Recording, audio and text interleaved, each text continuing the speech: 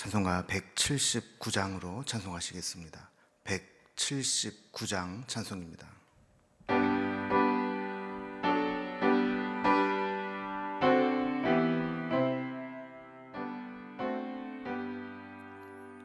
주 예수의 강림이 가까우니 저 천국을 얻을 자 회개하라.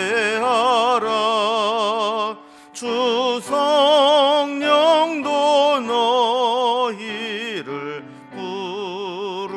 부르시고 무천사도 나와서 영접하네. 주 예수의 너희를 찾으시니 왜 의심을 하면서 오지 않나. 온 세상 죄 담당한 어린 양은 죄 많은 자 불러서 구원하네. 이 세상이 즐기는 재물로는 내 근심과 고초를 못 면하리. 또 숨질 때 위로를 못 얻으며 저 천국에 갈 길도 못 찾으리. 내 아버지 주시는 생명 양식 다 배불리 먹고서 영생하라.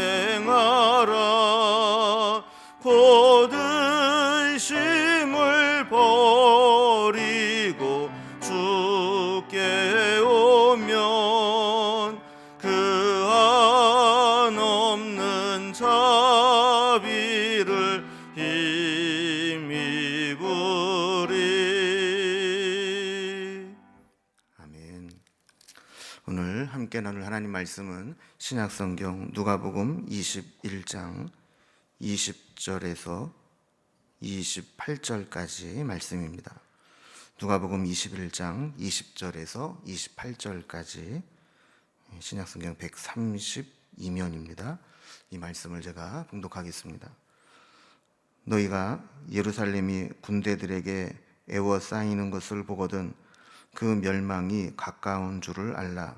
그때 유대에 있는 자들은 산으로 도망갈 것이며 성 내에 있는 자들은 나갈 것이며 촌에 있는 자들은 그리로 들어가지 말지어다.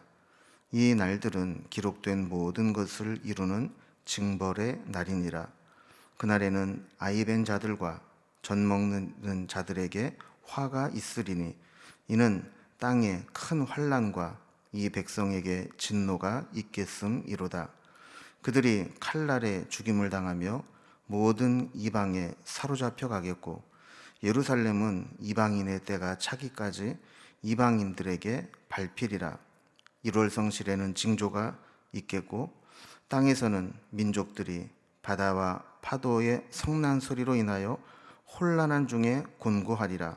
사람들이 세상에 임할 일을 생각하고 무서워함으로 기절하리니 이는 하늘의 권능들이 흔들리겠음이라. 그때 사람들이 인자가 구름을 타고 능력과 큰 영광으로 오는 것을 보리라.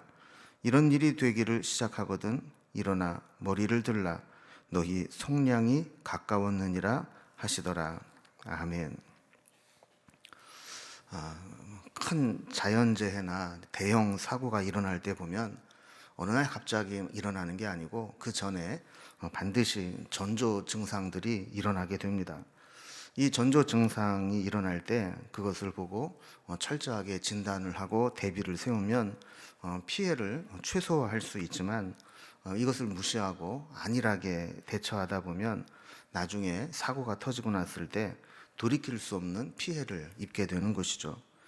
유대인들은 자신들이 하나님으로부터 특별한 은혜를 입었다고 믿으며 살았습니다. 그래서 그들에게 늘 하나님의 심판의 징조들이 나타나고 있었지만 그들은 그것을 무시하고 안일하게 여겼습니다. 그러나 하나님의 은혜는 그들이 하나님 말씀에 순종하고 믿음으로 살 때 하나님의 은혜는 지속되는 것이고 계속 이어지는 것이지, 그들이 그냥 단지 우리는 성전을 가지고 있다, 하나님 율법을 우리가 가지고 있다, 이것만 가지고 자동적으로 하나님의 구원의 은혜가 임하는 것은 아니라는 것을 알아야 했습니다. 저들이 비록 하나님을 믿는 민족이라 할지라도 말씀에 순종하지 않고 또 계속해서 하나님으로부터 범죄하고 멀어지게 되면 과거에 유대가 바벨론의 멸망을 당하고 성전이 회파될 수 있다는 것을 역사적으로 보면서도 그들은 이제 세월이 흐르면서 그런 사실을 까마득하게 잊고 있었고, 헤롯이 세워준 성전을 보면서 우리는 이 성전이 있고 이곳에 있는 것이 가장 안전해, 이렇게 생각을 하고 있었다는 겁니다. 특히 하나님께서는 예수 그리스도 하나님의 아들을 이 땅에 보내셔서 저들의 죄를 돌이키시려고 했지만 저들은 오히려 하나님의 아들을 배척하고 십자가에 죽게 몰아갔습니다. 결국 저들의 교만과 악독함으로 그들은 하나님께서 보내신 여러 선지자들과 또 마지막 예수님에 대한 기회를 놓쳐버리고 그 심판의 결과를 눈으로 보게 될 것이라고 말씀하는 겁니다. 그들이 보게 될 심판은 결국 이방인들에게 다시 성전이 무너지는 것을 보게 되는 것이고, 또 이것은 단순히 예루살렘 성의 멸망으로 끝나는 것이 아니라 이렇게 하나님께서 마지막 때에 종말을 가져올 수 있다는 것을 경고하는 말씀으로 이어지고 있습니다. 그래서 오늘 본문은 그게 두 부분으로 구분할 수 있는데, 먼저 20절에서 24절까지 보면 하나님의 아들을 거부한 예루살렘과 유대의 운명이 어떻게 될 것인가에 대한 예고를 하고 계시고, 그 다음에는 25절에서 28절까지 예루살렘의 멸망은 곧 앞으로 나타날 온 땅의 종말에 대한 징조와도 연결된다라는 교훈을 주고 있습니다. 먼저 첫 번째로 하나님의 아들을 거부한 유대인들, 또 예루살렘의 운명이 어떻게 되는가에 대한 말씀입니다. 하나님의 아들을 거부한다는 것은 하나님의 뜻을 거부한다는 것입니다. 근데 하나님의 뜻, 하나님의 아들을 거부한 것의 결과는 너무나 참혹했습니다. 그래서 20절에 보면 너희가 예루살렘이 군대들에게 에워싸이는 것을 보거든 그 멸망이 가까운 줄을 알라 그랬습니다. 자, 이제 이후로 예루살렘이 이방인들의 군대들이 그곳에 집결하게 되고 에워싸임을 당하게 될 것을 볼 것이다 라고 말씀을 하면서, 만약에 예루살렘 성에 로마라든지 이방인의 군대들이 계속 집결을 하게 되고 그곳에 모이고 에워싸게 된다면 이게 하나님의 심판이구나, 이거를 깨달으라는 거예요. 당시 유대인들은 예루살렘에 있는 성전이 있기 때문에 그곳이 세상에서 가장 안전한 곳이라고 생각을 했습니다. 그러나 아무리 이 성전의 건물을 가지고 있다 할지라도 이스라엘 백성들의 마음이 하나님으로부터 멀어지고 성전에서 하나님의 영광이 떠나가게 된다면 성전이라고 하는 건물이 저들을 지켜줄 수는 없는 겁니다. 결국 심판을 당할 수밖에 없다라는 것이죠. 그래서 22절에 보면 이 날들에 기록된 모든 것을 이루는 징벌의 날이니라 그랬습니다. 결국 하나님의 심판으로 징벌이 임하게 된다는 것이죠. 자, 그러면 이렇게 예루살렘 성에 하나님의 징계, 이 징조가 나타나게 되면 어떻게 대처해야 되는가, 여기에 대해서 말씀을 주십니다. 자, 21절에 보면 그때 유대에 있는 자들은 산으로 도망갈 것이며 성내에 있는 자들은 나갈 것이며 촌에 있는 자들은 그리로 들어가지 말지어다 그랬습니다. 이렇게 이방인들의 군대가 예루살렘을 에워싸고 심판의 징조가 보이게 되면 성 내에 있는 사람들은 성을 빠져나와서 산으로 도망을 가고, 또 시골에 사는 사람도 그 예루살렘 성으로 들어가지 말라 이렇게 말씀하는 겁니다. 자, 이것은 예루살렘의 멸망은 하나님의 심판이기 때문에 사람의 힘으로 막을 수가 없다는 겁니다. 이미 예루살렘 성은 하나님께서 고쳐서 회복시켜서 하나님께로 돌아오게 할 그런 상황을 벗어났기 때문에 심판이 임하게 되면 그때는 빨리 빠져나와서 목숨이라도 건지는 게 최선의 길이라는 겁니다. 만약에 예루살렘 성 안에 뭔가 미련이 남아 있어서 거기에서 벗어나지 못하고 계속해서 타락한 도성에 이 변질된 종교와 함께 머물러 있어서 동화되면 그 심판을 면할 수가 없다라는 거예요. 그러니까 하나님의 심판이 임박했다라는 것을 깨닫게 되면 잘못된 종교 행위와 타락한 도성에서는 빨리 결별을 하고 떠나는 것이 최선의 길이다라는 것이죠. 자, 그러면서 23절 이하에서는 이제 그때의 심판의 때가 얼마나 참혹하게 임할 것인가, 왜 피하는 것이 상책인가에 대한 상황을 설명하십니다. 23절에 보면 그날에는 아이벤 자들과 젖먹이는 자들에게 화가 있으리니 이는 땅에 큰 환난과 이 백성에게 진노가 있겠음이로다 그랬습니다. 여기 보면 아이벤 자들과 젖먹이는 자들에게 화가 있다 그랬어요. 여러분, 어느 사회든 임산부나 아이를 보호하고 양육하고 있는 어머니는 위험한 상황을 맞이해도 1차적으로 최우선적으로 보호받아야 될 존재입니다. 그런데 이렇게 심판이 임하고 이방인들의 군대가 쳐들어와서 예루살렘 성을 멸망시키게 되면 이런 가장 기본적으로 보호받아야 될 대상들도 전혀 보호받지 못하는 그런 무자비한 상황이 벌어질 거라는 거예요. 거기에 남아있어서는 소망이 없다라는 것이죠. 24절에 보면 그들이 칼날에 죽임을 당하며 모든 이방에 사로잡혀 가겠고 예루살렘은 이방인의 때가 차기까지 이방인들에게 밟히리라 그랬습니다. 자, 주님께서 그 멸망의 때, 심판의 때가 되면 그 성에서 빠져나와서 산으로 도망가고 시골에 있는 사람도 성으로 들어가지 말라 그랬는데, 만약에 그 성에 남아있는 자들은 어떻게 되느냐, 둘 중에 하나라는 거예요. 그 이방인들의 칼날에 죽임을 당하든지 아니면 이방의 노예로 사로잡혀 가든지. 그래서 예루살렘은 이방인들의 때가 차기까지 이방인에게 밟히리라 그랬어요. 자, 유대인들이 눈에 보기에는 아까도 말씀드린 것처럼 예루살렘에는 하나님의 성전이 있고 성전에는 하나님이 임재하고 계신다라고 믿었기 때문에 그 성전에 있으면 안전하다라고 생각을 했지만, 저들이 한 가지 놓치고 있었던 것은 하나님이 귀하게 여기시고 인정하시는 성전은 어떤 헤롯이 주도해서 만든 그런 건물로서의 성전이 아니라 하나님의 성전, 우리 주님의 몸이 되신 예수님, 참 성전 되신 주님이 하나님이 인정하신 성전이라는 거예요. 그런데 그 예수님은 배척하고 그 외형적인 성전의 건물만 바라보고 있다라고 하는 것은 저들이 심판을 대비하지 못하는 것이라는 것이죠. 여러분, 우리도 우리 신앙의 외형만 지키고 있다고 해서 안심해서는 안 됩니다. 늘 예수님을 내 주인으로 모시고 그분의 뜻에 순종해서 살아가고 있는가를 살펴야 됩니다. 내가 교회를 몇 년을 다녔고, 내가 교회에서 이렇게 열심히 봉사를 하고, 내가 직분이 무엇이고, 이런 우리의 종교 생활에 대한 외적인 것에 의지해서 우리 신앙의 본질, 신앙의 실체를 분별하지 못하면 안 된다는 거예요. 이러한 것들은 우리를 거짓 안도감에 빠지게 만드는 올무와 같은 것들입니다.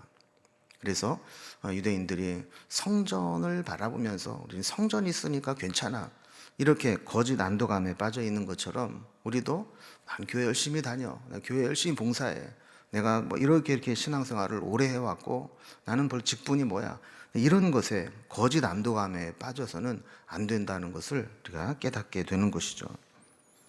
자, 두 번째 이제 오늘 주제는 온 땅에 나타날 징조에 대한 내용입니다. 그러니까 예루살렘의 멸망은 한순간에 예루살렘 멸망으로 끝나는 것이 아니고 그것은 인류 멸망의 예표가 된다라는 겁니다. 유대인들이 바벨론에 의해서 나라가 망하고 성전이 무너지는 것을 지켜보고도 세월이 흐르면서 그것이 주는 교훈을 잊어버리고 사는 것처럼 우리도 늘 주님이 다시 오신다, 또 마지막 때에 심판이 있다라는 것을 알면서도 우리는 주님의 다시 오심을 잊고 그때를 준비하지 못하고 살아가기가 쉽습니다. 유대인들은 절대로 망하지 않을 것으로 여겼던 예루살렘이 망하고 절대로 무너지지 않을 것이라고 생각했던 성전이 무너지는 것을 보게 된다면 앞으로 절대로 망하지 않을 것 같은 세상에도 종말이 올 것을 기억하고 살라는 것이 25절에서 28절까지의 말씀입니다. 이 마지막 때 이 종말, 마지막은 주님의 재림을 통해서 성취됩니다. 그러면서 주님이 다시 오시게 될 때에는 어떤 징조가 있을 것인가? 마치 예루살렘이 멸망을 당할 때 이방인의 군대들이 그 도성을 에워싸는 것과 같은 징조가 있는 것처럼 주님이 다시 오시게 된다면 그때 분별할 수 있는 징조는 무엇일까 하는 것을 말씀하는 거죠. 그래서 25절과 26절에 보면 1월 성신에는 징조가 있겠고 땅에서는 민족들이 바다와 파도의 성난 소리로 인하여 혼란한 중에 곤고하리라. 사람들이 세상에 임할 일을 생각하고 무서워함으로 기절하리니 이는 하늘의 권능들이 흔들리겠음이라 그랬습니다. 자, 1월 성신의 징조가 나타난다. 또 바다와 파도의 성난 소리로 혼란을 겪을 것이다 하는 것은 이제 천체와 기상에 큰 이변이 일어나서 온 세계 곳곳에 재앙이 임하게 될 것이라는 겁니다. 자, 예전에는 상상하지 못했던 재앙들이 전국에서, 전 세계에서 곳곳에서 일어나게 되는 것을 지켜보게 되면서 사람들은 두려움에 빠지게 되고 무서워서 기절할 정도가 될 거라는 겁니다. 계속 이어지는 재해와 재난을 보면서 이제 이러다 정말 세상이 끝나는구나, 끝장나겠구나 하는 생각을 하고 공포에 질리게 된다는 것이죠. 이러한 종말의 징조는 너무 두려운 모습으로 나타나서 심지어 믿음의 사람들조차도 두려움과 공포에 사로잡히게 될 수 있다는 겁니다. 이때 주님은 우리가 주 안에서 믿음을 지키고 사는 사람들은 이러한 상황을 보더라도 절대로 두려워할 필요가 없다라고 말씀하는 것이죠. 그러면서 27절에 보면 그때 사람들이 인자가 구름을 타고 능력과 큰 영광으로 오는 것을 보리라 그랬습니다. 자, 그러니까 이러한 재해와 재난과 종말의 징조들이 있을 때 하나님을 알지 못하고 믿음이 없는 사람들은 그 재해와 재난의 종말이 심판과 멸망으로 생각을 할 수 있지만 믿음의 사람들에게는 이러한 징조들 끝에는 주님이 구름 타고 능력과 영광으로 다시 오시게 되는 징표가 되기 때문에 주님이 다시 오시게 되면 악한 자들에게는 그날이 멸망의 날이요 심판의 날이 되지만 믿음을 지킨 자들에게는 그날이 구원과 은혜의 날이 되기 때문에 그때를 두려워할 필요가 없다라는 거예요. 자, 그러면서 28절에 보면 이런 일이 되기를 시작하거든 일어나 머리를 들라 너희 속량이 가까웠느니라 하시더라 그랬습니다. 그래서 믿음의 사람들은 세계 곳곳에 이 종말의 징조와 재해와 재난들이 보이면 믿음 없는 사람처럼 같이 불안해할 게 아니라 오히려 일어나 머리를 들고 다시 오실 주님을 기다리라는 겁니다. 그날은 믿는 자들에게 속량의 날이 되기 때문이라는 것이죠. 여러분, 우리가 이 세상을 살아가면서 이 땅에 매인 모든 고통과 우리를 얽매고 있는 모든 무거운 짐들이 주님의 다시 오심으로 인해서 다 풀어지게 되고 진정한 구원이 완성되는 날이 되기 때문에 주님이 다시 오시는 것은 믿음의 사람들에게는 오히려 고난과 고통에서 벗어나는 최후 승리의 날, 구원의 날, 속량의 날이 된다는 겁니다. 주님의 다시 오심은 누구에게는 심판의 날이 될 것이고 또 누구에게는 구원의 날이 될 것입니다. 악한 자리에서 나와서 주님의 다시 임하심을 준비하는 그런 신앙을 가진 자들에게는 그때가 오히려 기쁨의 날, 구원의 날이 된다는 사실을 기억하면서 우리는 이 세상에 얽매이고 이 세상에서 빠져나오지 못하고 이 세상이 망하는 것을, 멸망할 것을 지켜보면서도 그곳에서 나오지 못하는 모습이 있지는 않은지 돌아보면서 다시 오실 그 주님을 믿음으로 바라보고 기다리면서 우리의 신앙을 잘 점검하며 마지막 때를 살아갈 수 있기를 주님의 이름으로 기원합니다. 기도하겠습니다. 하나님 아버지, 오늘 주님이 십자가를 지시기 전에 예루살렘의 멸망과 또 그것과 연계해서 주님이 다시 오시는 이 세상의 종말의 때를 예언하시고 말씀해 주시는 것을 살펴보았습니다. 이스라엘 백성들은 저들의 신앙의 중심을 늘 살피고 하나님 앞에 바로 서려고 하기보다는 그들에게 성전이 있고 또 예루살렘에 살고 있다는 것만으로 안전하다고 생각하며 심판의 징조들을 무시하고 안일하게 살아왔던 것을 보게 됩니다. 우리도 우리가 가지고 있는 종교적인 틀, 종교적인 허울, 이런 것들이 절대로 우리의 구원을 보장해 줄 수 없고 우리의 신앙을 보장해 줄 수 없다는 것을 기억하며 우리의 신앙의 본질이 하나님 보시기에 합당한지를 늘 점검하며 살아가는 저희들의 신앙이 될 수 있도록 인도해 주옵소서. 또한 예루살렘이 말씀하신 대로 주님 돌아가시고 난 이후에, 승천하시고 난 이후에 AD 70년에 멸망을 했지만 다시 오심으로 인하여 이 세상의 마지막이 남아있음을 기억하게 하시고 우리에게도 마지막 때를 살아가면서 어떤 자세로 살아갈 것인가 하는 것들을 늘 염두에 두고 우리의 신앙을 점검하는 시간들이 될 수 있도록 인도해 주옵소서.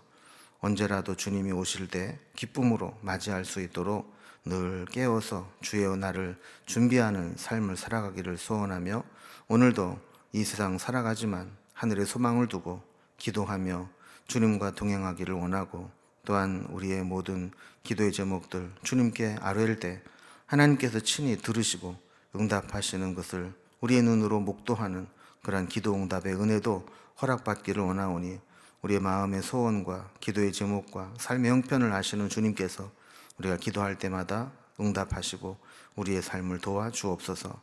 주님께 오늘 하루도 온전히 부탁드리며 예수님의 이름으로 기도드리옵나이다. 아멘. 각자의 기도 제목들로 자유롭게 기도하시겠습니다.